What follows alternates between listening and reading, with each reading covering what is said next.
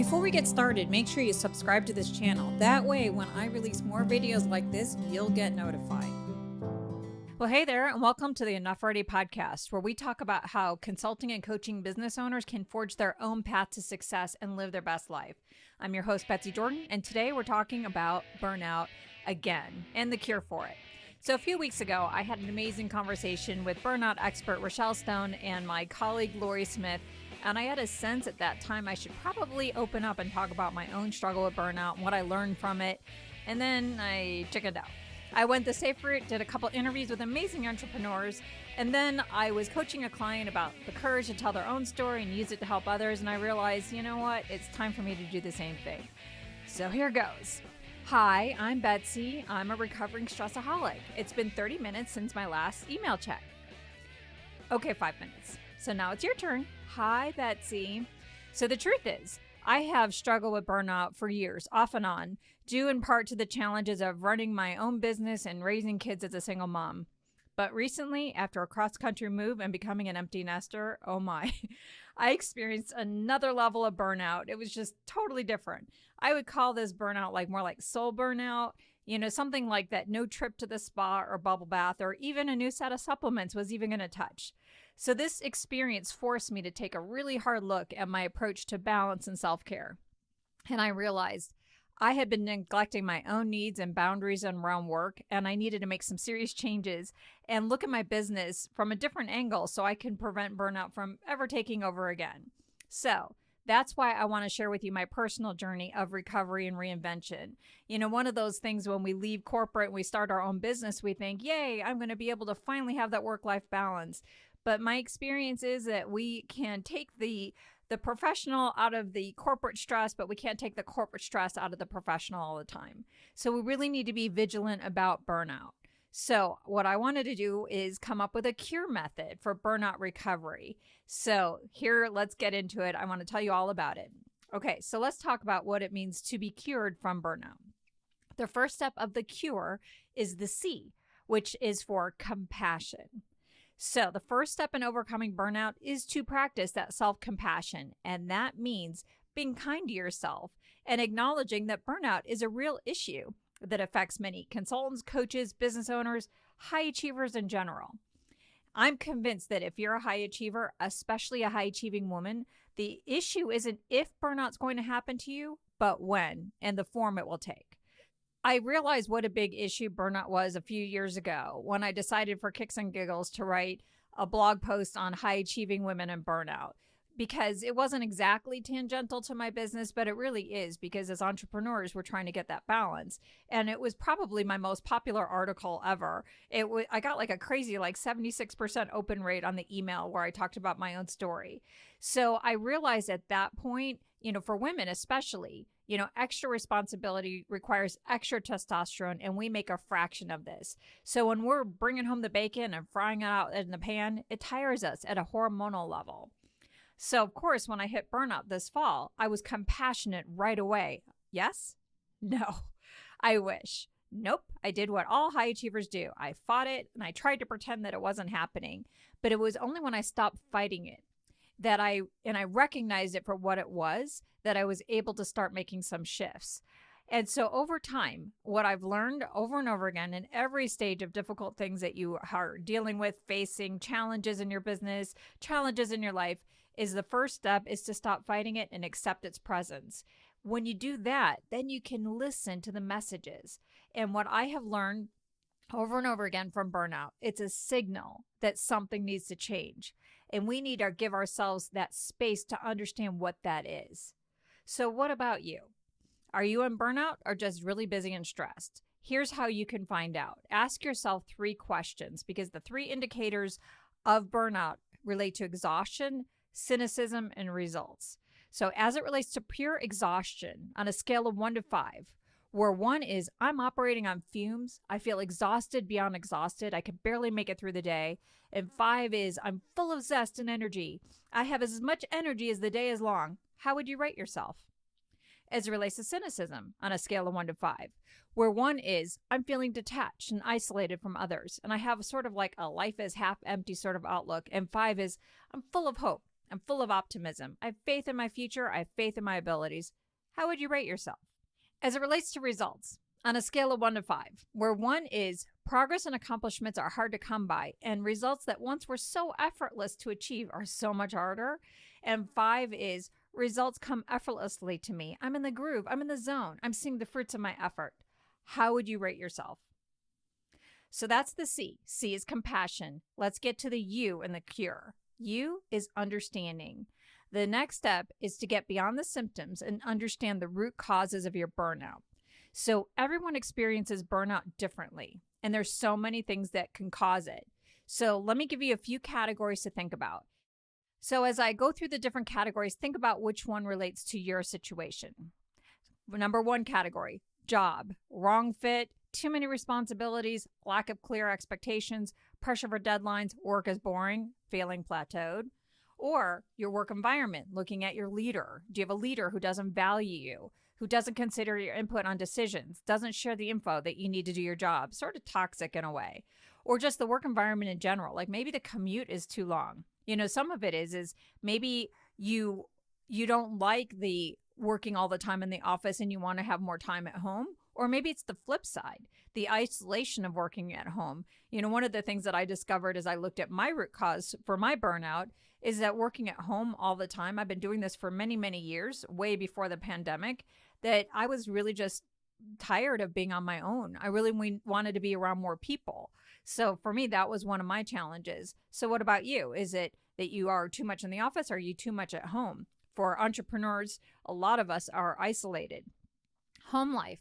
Are there issues of finances or issues with a significant other or children, aging parents, or just that work-life balance that I mentioned before, but just really that lack of downtime, lack of hobbies, lack of self-care? Is there like a spiritual crisis? Maybe that you're in a community that's shifting, or maybe there's just some physical things going on. Or like I was going through major life changes, relationship changes, life transition, personal identity crisis. I had moved cross country. I just got married. I became an empty nester, all at the same time. Achievement stressors, working long hours, heavy travel, scope of your job, 24/7 accessibility.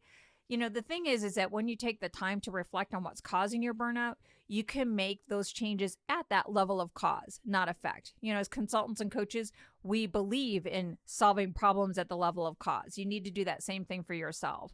So taking time off and eliminating unnecessary obligations won't fix it. For sure, the bubble bath won't fix it.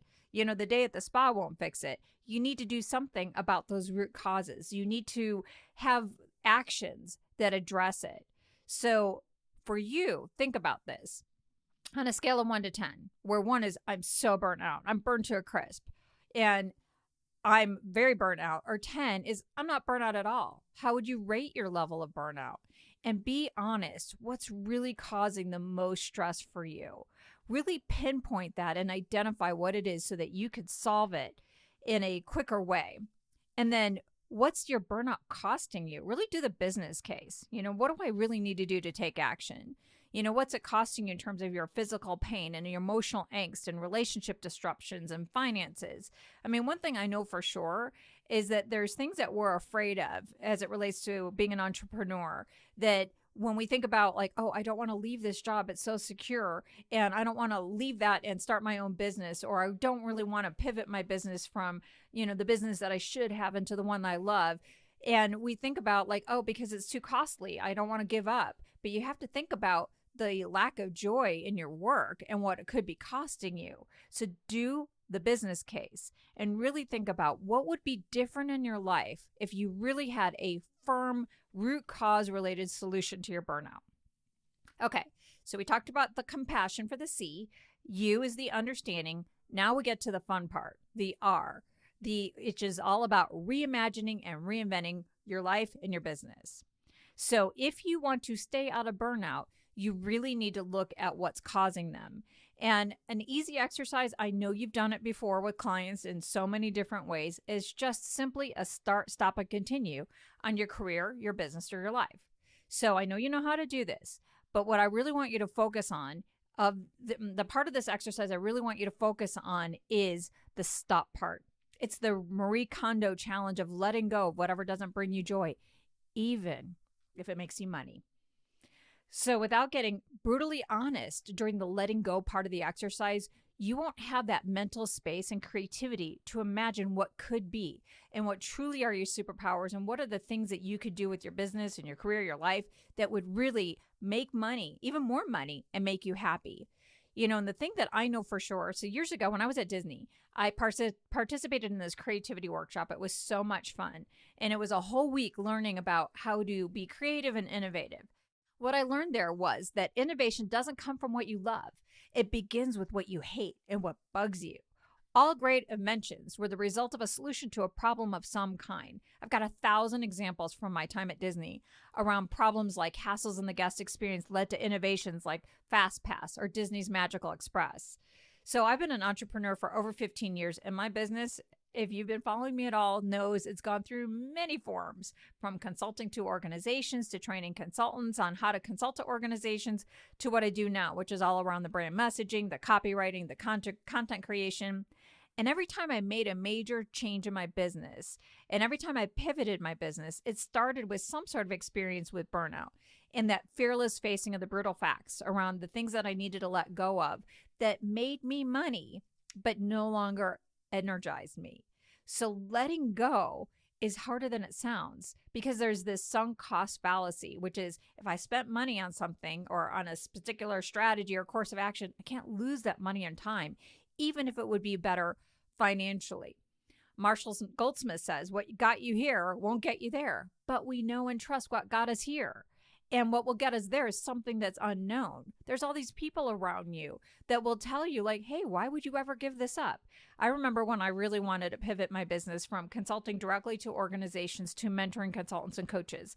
I had an accountant who I loved, and he was really, really great strategically in so many ways, but he was risk averse. And he would say over and over again that you cannot let go of Accelera Consulting Group, the name of my consulting program, until I was able to make my consulting coaching business, where I was mentoring and helping other people, as successful. But the reality is being double-minded, I was never successful in both of them until I cut off one. And so it wasn't until I said, you know what, I'm going to let go of consulting, which, by the way, I have a master's in, which, by the way, I have 8 years experience at Walt Disney World as an internal consultant, which, by the way, I've created a highly successful consulting business where I was consulting with organizations all around the world, and I was going to go work with individuals. Everyone's like, that doesn't make any sense. So on top of you wanting to reinvent yourself, you're going to have a lot of people who are going to say, well, why would you ever do that? Why would you ever leave your corporate salary for the unknown world of entrepreneurship? So I get it. I get how tough it is, especially when the things that you need to let go of make you money and you have a lot invested. So if you have a signature program that you love for a while, but it doesn't work, or a course that you invested a ton of money in, but it may or may not sell, you need to be able to let those things go, because even if they're making money and they're draining you, it's impacting your long-term financial picture. So when we let go of what is not working, what is possible has that space to emerge.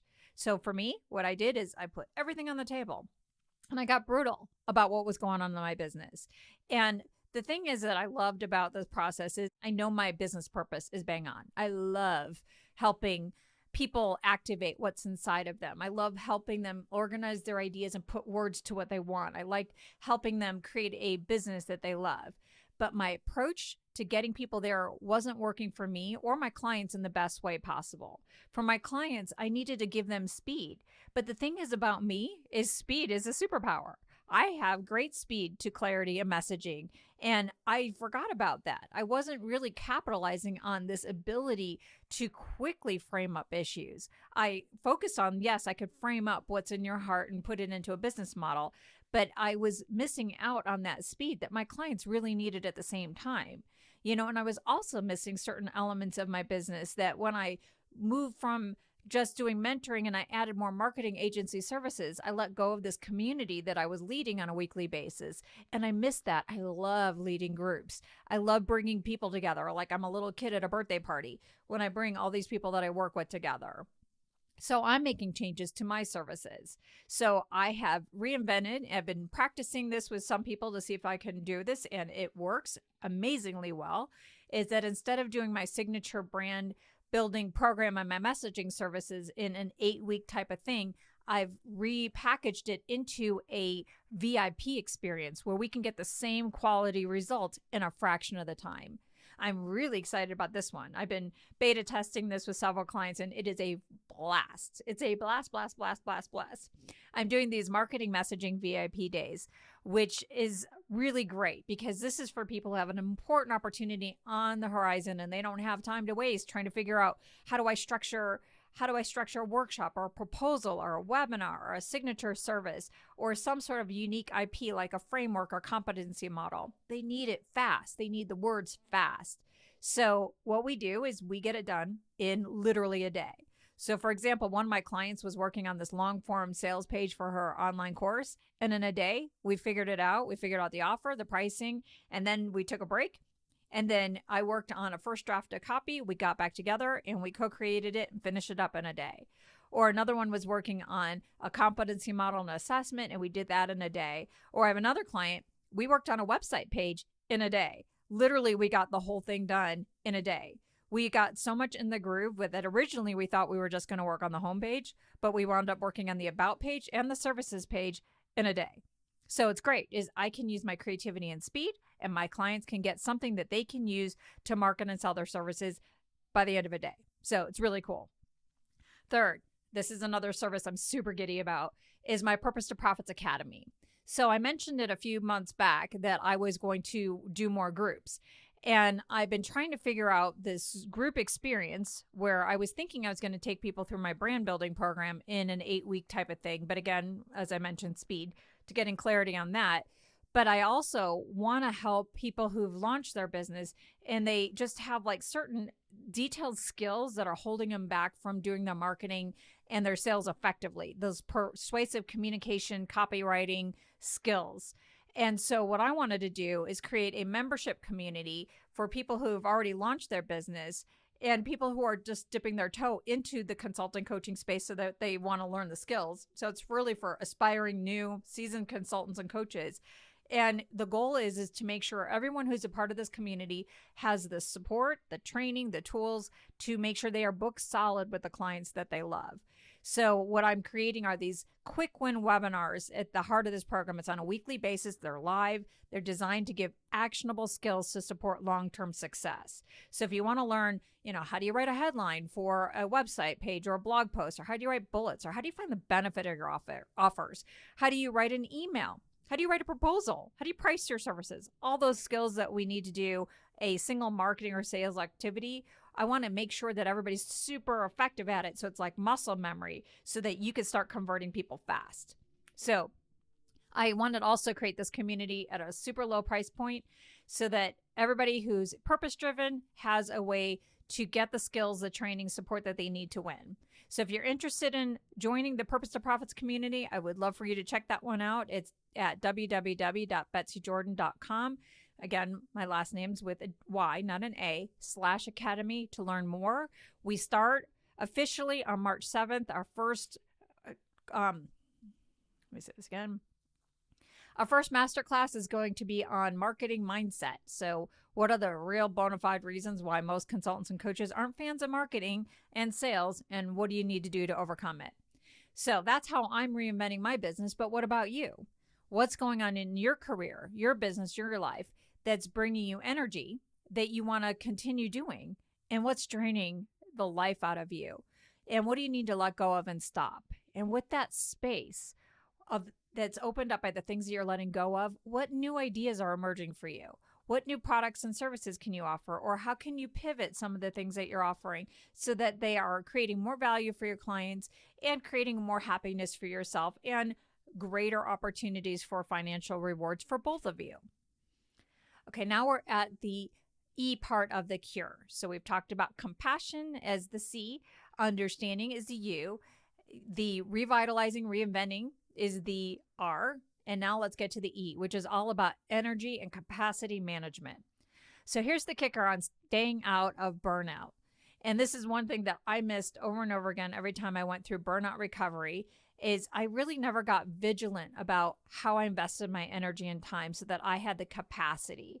So what I was really focused on is, okay, I got through the reinvention, but I never really looked at my work environment, my patterns, my support system, my boundaries. And that's one of the things that I'm really working hard on this to go around that has been game changer for me.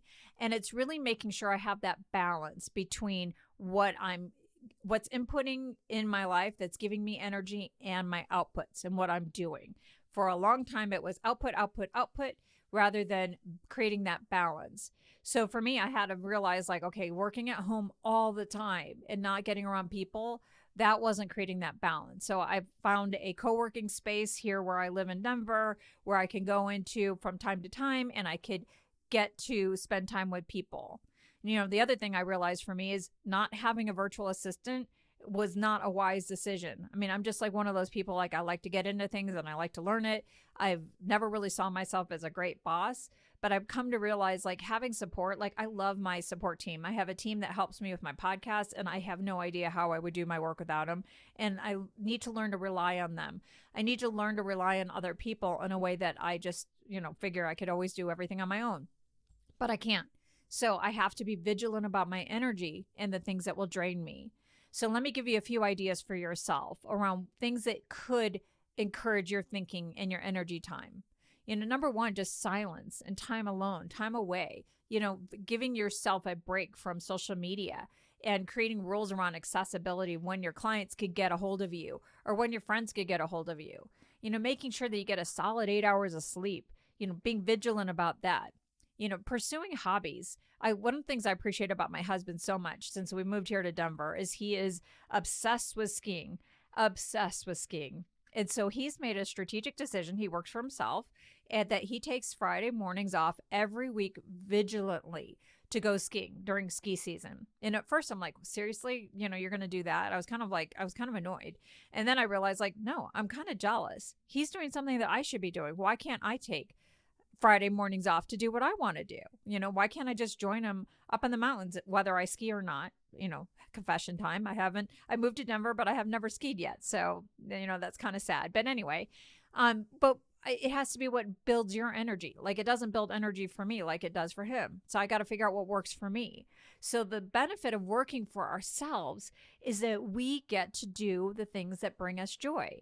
So one of the things I tell my clients every single time when we work through their brand messaging and positioning, when we begin working through their business intentions, is identifying why do you want to have your own business and what kind of lifestyle priorities you want. And I encourage every single one of them to book it in their calendar first. But for myself, I didn't do that. So for you, I would give you that same encouragement. You are creating your own life the way that you want it. You have to protect that time first. So look at your calendar and first things first, before you book a single client meeting, before you do a single marketing activity, think about what gives you energy and get it in your calendar and put protections around it, as important as any client meeting. The best sales opportunity that you have, you would protect that time with everything that you had. Similarly, for the things that give you energy. So you need to really focus on your business, is really thinking about, from a work standpoint as well, investing your time only doing the things that only you can do, and figure out how do you get rid of or outsource the things that just drain your energy. So think about it for yourself. How's your energy? What practices can you adopt and put into your weekly schedule that is going to begin building ongoing wells of energy and capacity? So that's it. So we've covered a lot of ground today. I hope that you found it helpful, that I shared with you my own journey towards burnout recovery. And so let me summarize the things that we discussed. So the first step towards burnout recovery, or anything that you want to recover from, is just to simply stop fighting it. Accept its presence. Give yourself permission to listen to its messages, to take the space you need to recharge. Understanding the root causes of your burnout is key to creating sustainable change. This means setting boundaries around your work, making time for what energizes you, and allowing yourself to have the space to grieve any changes or losses. Second, don't be afraid to reimagine and reinvent your work and your life. Let go of what no longer serves so you can make space for what brings you joy and purpose. And 3, Pay attention to your energy. Take a break. Even if it's just a 5-minute break, just to walk around, do some stretching, journal about your burnout experience. Really think about the messages, and then definitely seek out support from somebody else. So if it's a coach, a therapist, a supportive community, sometimes you need people around you who can help you get over it. Work with someone like Rachelle, who I introduced you to a few weeks ago, Rachelle Stone. I highly recommend her. She knows exactly how to help someone create breakthrough success without burnout. So definitely connect with someone like her. If your burnout is because you've fallen out of love with your work, or you're just tired of growing your business on your own, I'm here for you.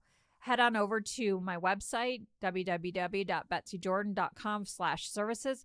Learn more about how I can empower you to create a business and a life that you love. So with that, I want to thank you for joining me on this very vulnerable episode of the Enough Already podcast. Just remember, burnout is not something that happens because you're lazy or you can't cope with stress. With compassion, with understanding, a willingness to reimagine, and diligent energy management, you can find your own path towards recovery and using burnout as a springboard to your better future. So take care now, and I'll see you next time. Thank you for tuning in. If today's episode lit a fire in you, please rate and review Enough Already on Apple Podcasts or subscribe wherever you listen. And if you're looking for your next step, visit me on my website at betsyjordyn.com, and it's Betsy Jordyn with a Y, and you'll learn all about our end-to-end services that are custom designed to accelerate your success. Don't wait. Start today.